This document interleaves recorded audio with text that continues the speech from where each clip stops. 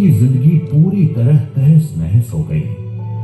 जो मुल्क पहले उनका अपना था, वही अब वो लोग शरणार्थी की जिंदगी जीने को मजबूर।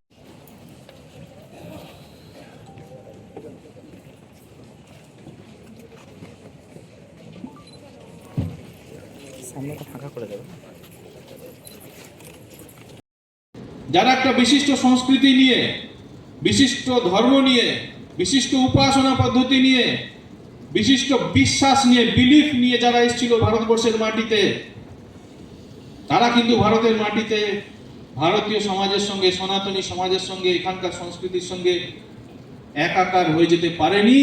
তারা তাদের স্বাতন্ত্র্য মেনটেন করে বজায় রেখে বরং তারা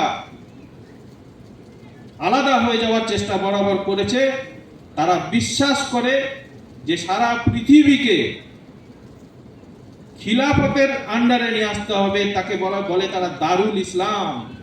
সারা পৃথিবী খলিফার শাসনের আওতায় আনতে হবে, তাদের ঘোষিত লক্ষ্য।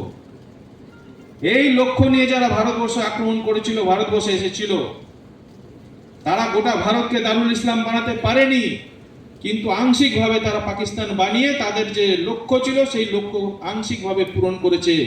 তার মানে এই নয় যে তারা তাদের লক্ষ্য থেকে বিচ্যুত হয়ে গেছে, তারা বাকি ভারতবর্ষের দিকে লোলুপ দৃষ্টিতে তাকিয়ে রয়েছে। কথা আজকে আমাদের মনে রাখতে হবে।